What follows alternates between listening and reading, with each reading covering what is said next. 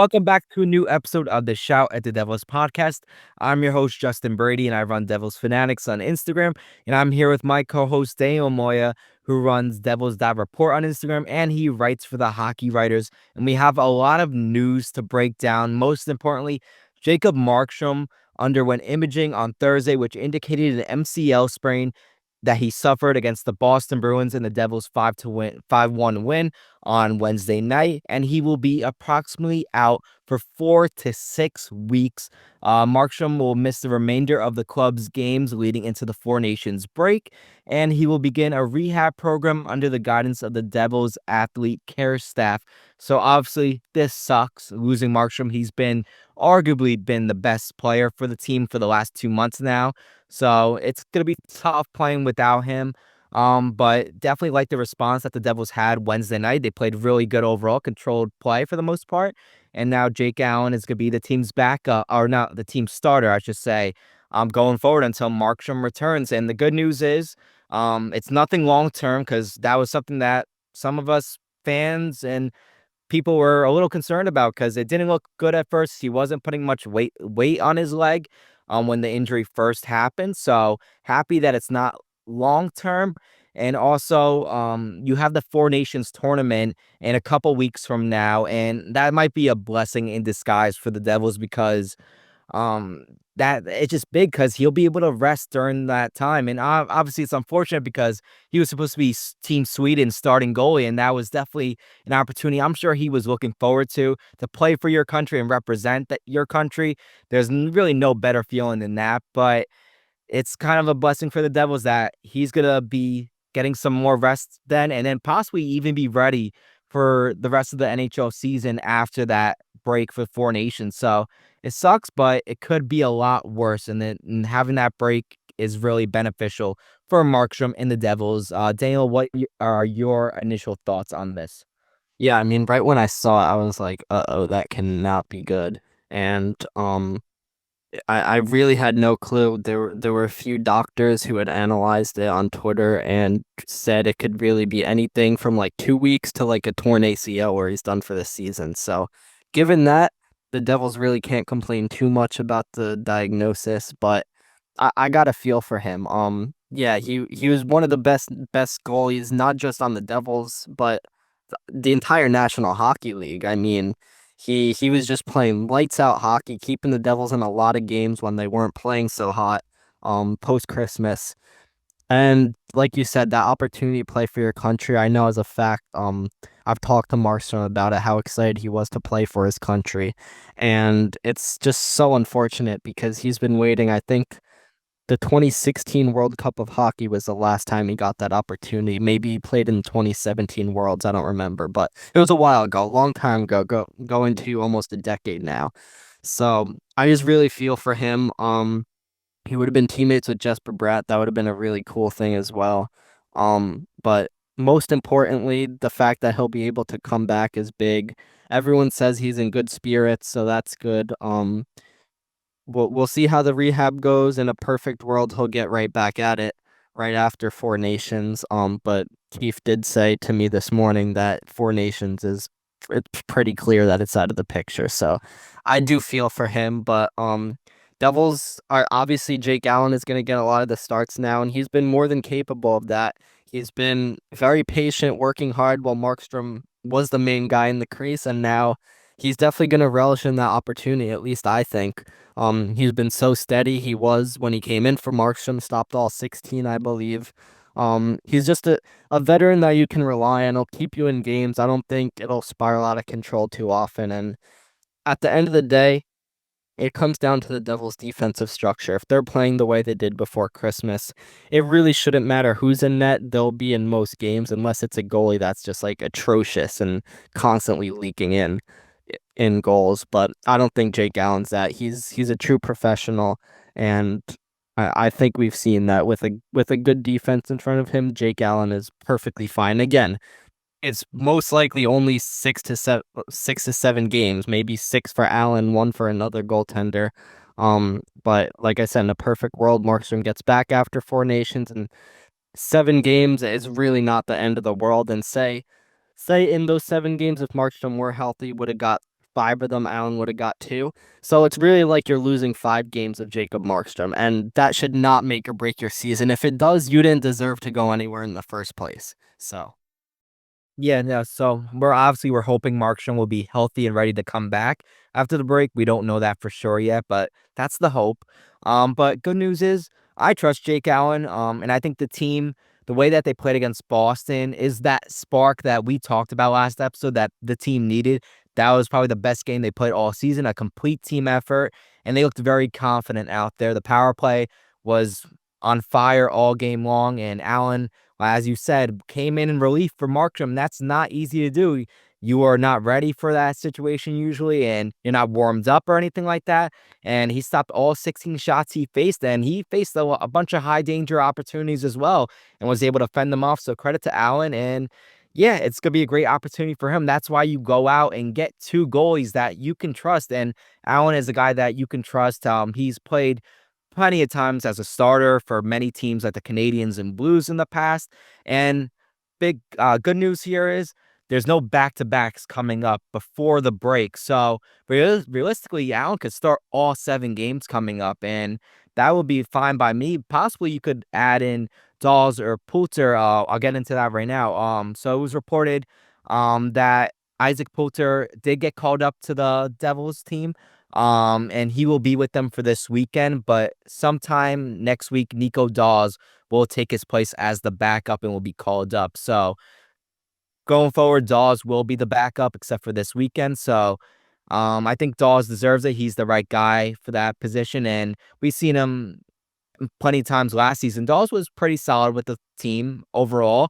Had some really good games at some points. So he's not a bad guy to have as a backup if you really need him. So realistically, I would like to see Allen start all 7 games, but if you throw in Dawes for one of those, I don't mind that either. So it's good to have really just 3 goalies that I know what you could somewhat trust. I think the team trusts him, and it seems like he's going to be the backup for the team come next season. That's what they made it seem like, where because Allen has 1 year left and they re-signed Dawes to a 2-year contract. So that's what it seems like is going to happen. So I think they definitely trust both goalies, and I'm looking forward to it. I think the Devils are going to be looking much better as a team offensively and defensively after this big win against the Bruins.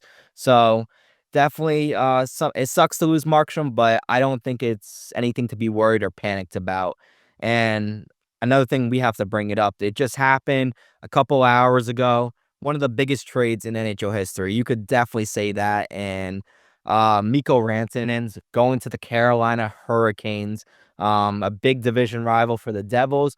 And as well, Taylor Hall will be going to the Hurricanes as well from Chicago. And Marty Necas and Jack Drury are going back to Colorado, as well as 2 draft picks, a second and a 4th-round pick. And then there's some other details like Chicago is retaining 50% of Rantanen's salary. It's a 3-team trade between Chicago, Colorado, and Carolina. So that came out of left field. It definitely did. And Daniel, what are your initial thoughts on this? Just absolutely mind-boggling to think about. Well, it was funny because initially it broke as Taylor Hall's going to the Hurricanes. So everyone's like, oh, like that's should be a pretty good ad for Carolina, you know? And then all of a sudden it's like, yeah, Mikko Rantanen's part of this trade too. And everyone's like, what? Like, came out of left field. How about came out of outer space? Like that's wild. So I mean, you just don't you see deals like that in the NBA. You do not see deals like that in the NHL. Um, and it's just absolutely insane. And Frank Saravalli reported that that wasn't even the biggest offer that was on the table in the past 48 hours. So who knows what it could have been, but not too often you see a contending team trade away their top scorer prior to the deadline. I mean, that's just nuts.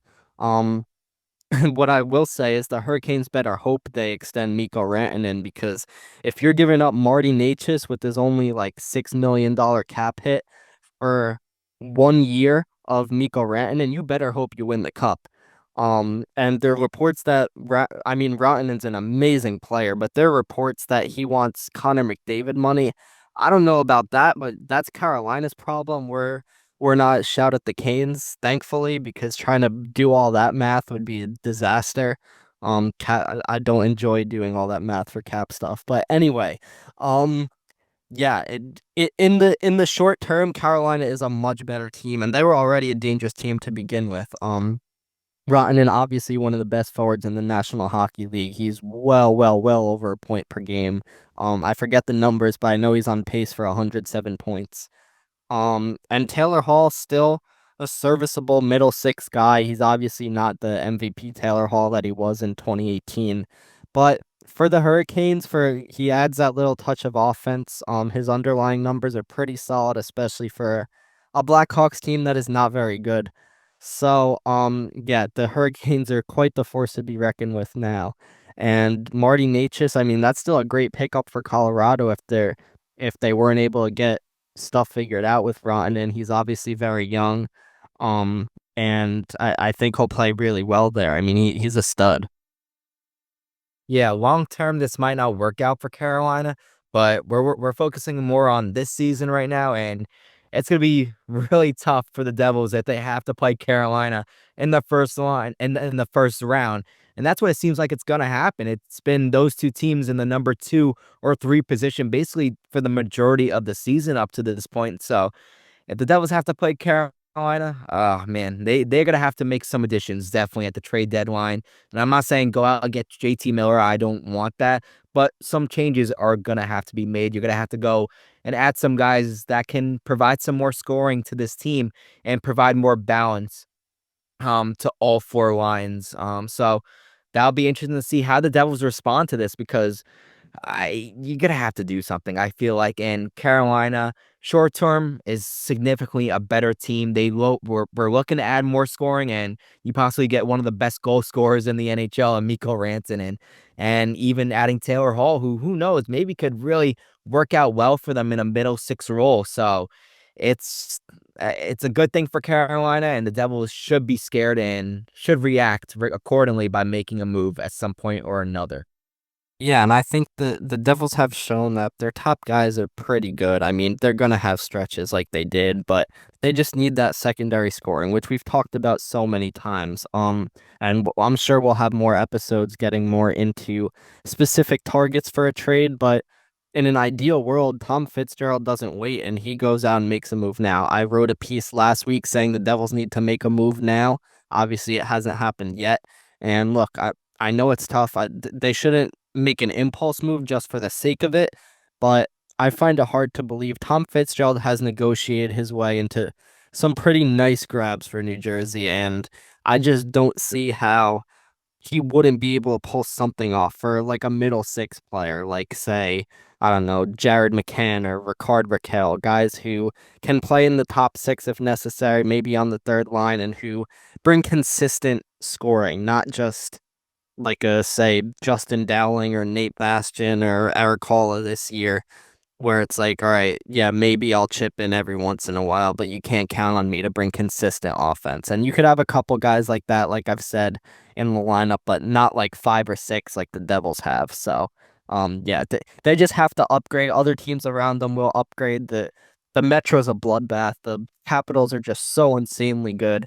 I think partially lucky if you look at some of the numbers, but it doesn't matter because and that's not to say they aren't good. I just think they aren't as good as their record says, but they're still a very good team regardless. Then the Hurricanes, I mean, it feels like any Rod team is good regardless, but now you add Mikko Rantanen into it, like, damn, like they're not going anywhere, obviously. So, um, and look, other teams are still creeping up on the Devils. Obviously, that was a big win against Boston, but they can't afford to take any time off. A lot of the big cushion they had has now dwindled down to kind of small cushion. And if they have a losing streak, I mean, they're another losing streak. They're basically in the conversation with those wild card teams instead of a playoff lock, like they're still probably considered now. So they just need to play good hockey. And I think they're capable of doing it, but like I said, even the game against Boston, I mean, 3 of the goals were on the power play, which is great, but that's still only 5 at even strength. I mean, 2 and even at even strength, and that's really the most they've gotten at even strength in a while. So you need more than that. You can't rely on your power play to win you games. So we'll see how it goes, but they just need to be generating offense more consistently, and the top guys aren't going to be this bad like they've been. Obviously, Timo Meyer had a nice bounce back game against Boston. Seemed to work well with Dawson Mercer. Um, Jack Hughes and Jesper Bratt, when even if they go through lulls, they'll get their points. They'll figure it out. They're way too talented not to. Nico Hischier has turned into a pretty elite goal scorer himself too. Stefan Nason will do his thing on the power play. I mean, he's still on pace for like 30 goals, I think. Um, so yeah, we'll see how it all shakes up. But the Devils are gonna have to make some It doesn't have to be the level of Mikko Rantanen, obviously, or even JT Miller and screw themselves with that kind of contract, but they need to add more scoring because if they don't make it any if they're not adding offense, they cannot compete in these playoffs as their roster stands now. I agree. I agree, especially with Carolina. And they've been linked to a few guys. They've been linked to Jake Evans from Montreal. He's having a pretty good season for them. They've been linked to JT Miller. Obviously, I'm not the biggest fan of him for where he's at in his career, 31 years old, but he would definitely help them short term, I would say. And now uh, uh, Frank Saravelli reported that it's not the only trade on the table for the next 40 or for the last 48 hours. So there might be something else brewing. Kevin Weeks just tweeted that Pittsburgh might be involved in a trade coming up in the next few hours or the day. So look, a lot's happening right now. And sometimes when a big trade like this happens, it just like forms a chain of events that happen. And this big trade happens, and all these other teams want to respond and match that type of trade, or at least show some type of response that we want to improve our team as well. And I think the Devils have to do that at some point or another. Don't wait too long for it to happen. And that's what I feel like that's what they did last year with Jacob Markstrom.